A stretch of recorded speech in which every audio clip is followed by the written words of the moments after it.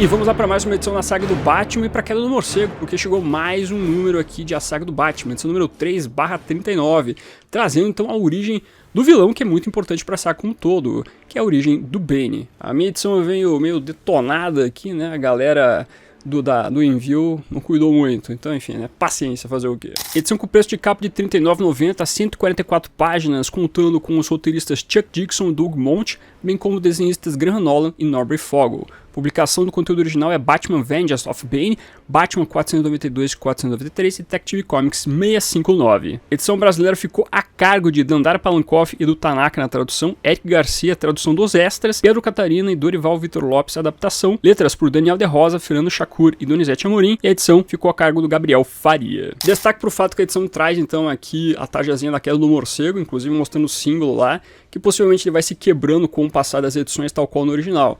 Aquela coisa que a gente queria que a Panini fizesse para essa coleção, eles acabaram fazendo. E essa edição também tem extras, que eu vou mostrar no final. Tem um textinho bem bacana do Doug Moench, tem alguns rascunhos envolvendo o próprio Bane. Também outra coisa que é bacana você trazer aqui para colocar um pouco a mais envolvendo a queda do morcego. Só antes de trazer as minhas considerações das histórias e ao mesmo tempo mostrar a edição, vamos para um momento saudosista aqui, porque a origem do Bane teve a sua primeira publicação pela editora Abril nessa revistinha aqui, com essa capa diferente. A Super Powers número 32 trazia então aqui o momento que o Bane é apresentado no Brasil com essa capa, com esse verde aqui. Não é a capa da revista Vengeance of Bane, tudo bem, faz parte. A editora Abril tinha muito disso, mas é legal ver aqui toda a edição com a capa bonitinha e assim por diante. Aquele momento saudosista para quem acompanhava a editora Abril e a queda do morcego lá nos anos 90. É que nem quando a gente dá uma olhada nas edições antigas, lá tal qual eu mostrei nos vídeos anteriores. É legal passar por isso. Mas vamos lá então, depois da apresentação do Azrael, tempos atrás, lá em A Saga do Batman número 33, outra peça fundamental no que envolve a queda é o próprio Bane, personagem criado especificamente para ser o nêmesis do Homem-Morcego. Batman, a Vingança de Bane, então apresentam o que é o personagem, o porquê ele tem essa obsessão contra o nosso protagonista. Bane é um personagem que acaba pegando conceitos apresentados anteriormente nos quadrinhos da DC. A Ilha de Santa Prisca, por exemplo, foi apresentada nos quadrinhos do Questão pelo Dennis O'Neil. Depois nós temos o Veneno, que também foi criado pelo Dennis O'Neil na trama de Batman Veneno. Toda a construção do Bane é fazer uma espécie de anti-Batman, é fazer alguém que passou por vários traumas ainda mais intensos do que o próprio Bruce Wayne, para servir como carga motivacional para se tornar alguém com enormes destrezas físicas e mentais.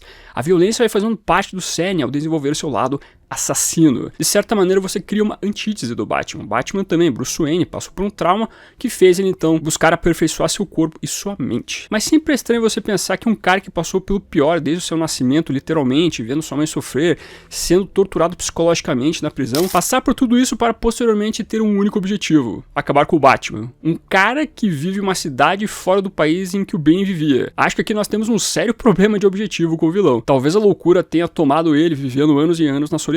Isso poderia ser uma explicação plausível, até para você ver uma rixa direta com o Batman. Eu sei que podemos atribuir aqui o fato de que a ideia é que o Bane vê o Batman como o ápice da humanidade, bem como nós temos os sonhos ou alucinações falando sobre o morcego gigante. Mas para um personagem que passou pelo inferno na prisão de uma ilha carimbenha, talvez ele devesse focar em outras coisas mais urgentes. Talvez falar sobre os problemas da própria ilha de Santa Prisca, que levaram ele e sua mãe a ter um destino terrível.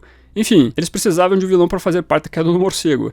E aí está ele. Mas confesso que o background construído envolvendo o vilão é bom. Tudo que é feito então na prisão penhadura, onde o Bane cresce, é interessante para o desenvolvimento do personagem. Mas talvez, quem sabe, ainda assim precisamos aqui de um retcon. Uma coisa que geralmente nós somos contrários, mas talvez um retcon poderia explicar um pouco melhor esse problema direto com o Homem-Morcego. Mas, no fim das contas, nós temos um quadrinho com uma proposta interessante, com os belos desenhos de sempre do Graham Nolan, construindo aqui visualmente muito bem esse personagem, trazendo a origem de um dos vilões mais icônicos do Batman. Convenhamos que o Bane foi criado como uma espécie de mero peão para a queda do morcego. Ele poderia muito bem ter sido esquecido depois dessa saga. Tanto é que ele não é derrotado pelo Batman Bruce Wayne, ele é derrotado pelo Batman Azrael. Ele não tá lá no fim da queda do morcego para se opor ao Bruce. Então é um personagem que acaba sendo esquecido no meio da saga. Literalmente. Mas esse não seria o fim do personagem. Ele realmente é muito lembrado, fazendo parte da galeria de vilões do Homem-Morcego. Alguns desenvolvimentos bons com o passar do tempo, já foi traduzido algumas vezes em filmes, animações. Então é um personagem que surge ali meio que querendo sentar na janelinha, meio atrasado, mas ele conquista seu espaço. Então é um vilão que acabou ganhando seu respeito entre os fãs. Mas então, depois de vermos a origem do personagem, voltamos à programação normal dos quadrinhos do Batman, tendo agora então nosso protagonista que enfrentar os vilões que fugiram do Arkham por causa do Bane. Conforme era a intenção do vilão, aqui nós vemos não só o Homem-Morcego que já estava cansado e esgotado, mas vemos ele sendo quebrado mais do que já estava. Começando com batalhas com vilões, entre aspas, menores da galeria do Batman. O Chapeleiro Louco, o Cinemaníaco, o Ventríloco, a Amidala, o Sr. Zsasz. Pouco a pouco vemos o Homem-Morcego tendo que lidar com vilões que exigem algumas destrezas físicas dele. Toda a trama do Chapeleiro Louco traz uma história que desenvolve de uma maneira fraca a ameaça do vilão. Bom, a intenção é que nesse começo os vilões menores sejam os problemas do Batman. Então talvez você possa pensar que realmente eles não vão oferecer uma trama muito maior, que realmente construa muito bem um antagonista instigante. Mas a história parece ser mais uma justificativa de mostrar um pouco da perícia física do Bane. Temos um vilão de classe Z aqui, perdendo sua vida para o vilão. O Cinemaníaco falece através das mãos nuas do homem que quebrará o Batman. Isso mostra ao nosso protagonista o que ele terá que enfrentar mais pra frente. Entretanto, ainda que estamos falando sobre vilões menores, ainda assim as demais histórias posteriores têm espaço para desenvolver de uma maneira criativa os demais vilões. Ventríloco está atrás do Scarface, mas ainda assim precisa de ajuda. Nada melhor que você usar então uma meia para que o seu subconsciente psicótico possa ajudá-lo. E de certa forma, é criativo, é engraçado também. Não deixa de ser uma boa maneira de apresentar a loucura para um ser que vive muito na sua loucura. E ainda mais a história fala sobre fantoches, e você tem que lembrar que o Bane está usando todos os vilões que fugiram do Arkham como fantoches para algo maior. O Ventríloco como personagem chama muita atenção nesse começo da queda do morcego, porque você tem ele então conversando com o Meião, que é o fantoche de meia, para depois você ter o Scarface aparecendo. Existe toda uma disputa no subconsciente dele de quem deve dominar o Arnold Wesker, que é muito bem feito, então eu gosto muito desse subplot que é construindo envolvendo esse personagem.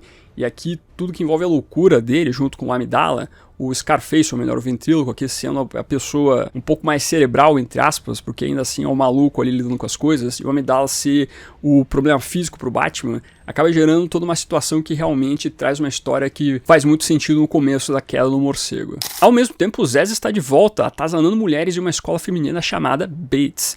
Nada mais sutil do que fazer uma referência à psicose aqui. Mas aí, não deixa de ser algo que faz um pouco de sentido ao vilão. Toda a atmosfera das pessoas perdendo suas vidas para o Zsasz, as meninas tendo que achar alguma maneira de desafiar o psicopata, geram momentos que realmente fazem jus ao vilão. Momentos tensos, que com certeza só vão funcionar muito bem pela atmosfera do desenho do Norman Breyfogle. Um dos criadores do Zsasz, inclusive. A escuridão, a carnificina que ocorre, a loucura do próprio Zsasz, nossa, são muito bem executadas. Possivelmente um ponto fraco que podemos apontar essas histórias é o modus operandi que envolve o próprio Batman, que vai soando tanto quanto repetitivo. Ele se mostra cansado, externa que está cansado, ele precisa de ajuda, não aceita ajuda, querendo provar que ainda pode dar conta de tudo, mas que pouco a pouco nós vemos também que ele não consegue dar conta de tudo realmente. Termina a história com ele sentado e focando em suas crises. Bem, a queda do morcego está aí para talvez ensinar a todos que negligenciar cuidados médicos possa levar você ao pior.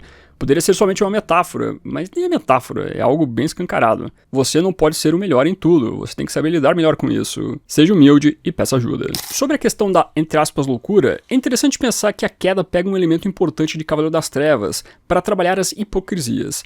Na obra do Frank Miller, nós tínhamos a mídia a favor e contra o Batman. Tínhamos os psiquiatras do Asilo Arkham condenando a atuação do Homem-Morcego e colocavam os vilões como vítimas. Aqui você tem algo parecido com as inserções de um programa de entrevistas, onde nós temos o psiquiatra Dr. Simon Flanders.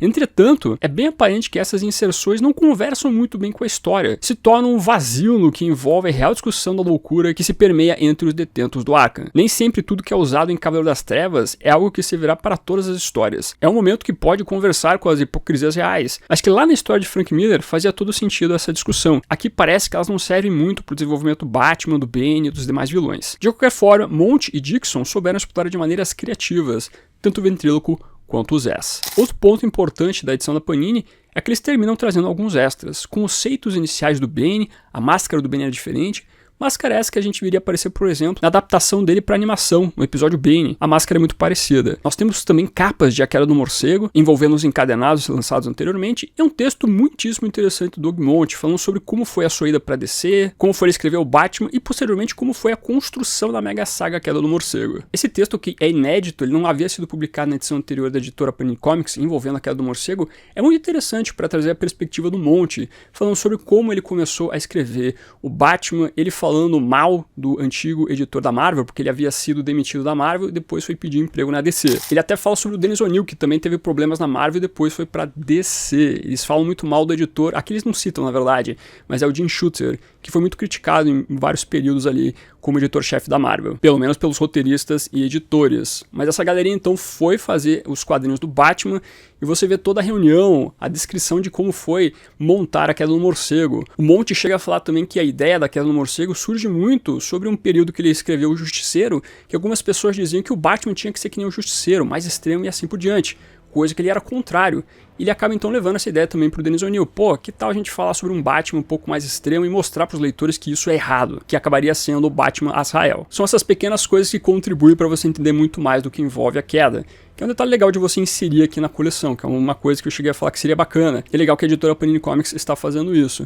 Um texto bem elucidativo, vale muito a pena a leitura. Então, meus amigos e minhas amigas, podemos ter alguns desenvolvimentos meio fracos envolvendo objetivos, mas ainda assim não deixa de ser interessante a construção do Bane. Ao mesmo tempo, posteriormente, quando nós temos o Batman pouco a pouco enfrentando os vilões, são os momentos marcantes envolvendo a Queda do Morcego. É um período bem proveitoso. Ok, o Batman começa só no tanto quanto repetitivo, tal qual destaquei, mas ainda assim é legal ver o desenvolvimento dos vilões. E mais do que tudo, é muito bom ver o desenho do Graham Nolan e do próprio Norman Breyfogle. O Breyfogle é um cara que faz uma narrativa excelente. Então por isso, se você nunca leu essas histórias, se você nunca acompanhou a Queda do Morcego, vale a pena a leitura. É um massa velho muito bacana. Então para essa edição fica o meu joinha. Realmente eu gosto. Tenho meus problemas com o Bane, mas ainda assim é um bom vilão. Tenho que dizer isso. Você já leu essa edição? Gosta, não gosta? Gostou dos extras que a editora Panini Comics colocou aqui? Gostou também na tarja, na capa? Um detalhezinho pequeno, mas é bacana, confesso. Comente aqui embaixo e aproveite também ver de outros vídeos do canal que eu já produzi. Vou deixar, na verdade, a playlist e a saga do Batman. Muita coisa já falei no canal que envolvendo essa revistinha batuta, hein? Então dá uma olhadinha, caso você tenha alguma dúvida. Também tem um vídeo aqui de respondendo os inscritos. Falei sobre reimpressões pela editora Panini Comics. Boas considerações dos inscritos também, dá uma olhadinha lá. Agradeço também os membros do canal, a galerinha que financia esse trabalho aqui. Você pode ser membro também, dá uma olhadinha no botão Seja Membro, valor pequenininho. Você contribui com toda a proposta aqui. Show de bola? Não esqueça de curtir esse vídeo, bem como se inscrever no canal. Como eu sempre digo, aqui é o melhor lugar para você ficar muito bem informado sobre o universo do Batman. E é isso, eu vou ficando por aqui.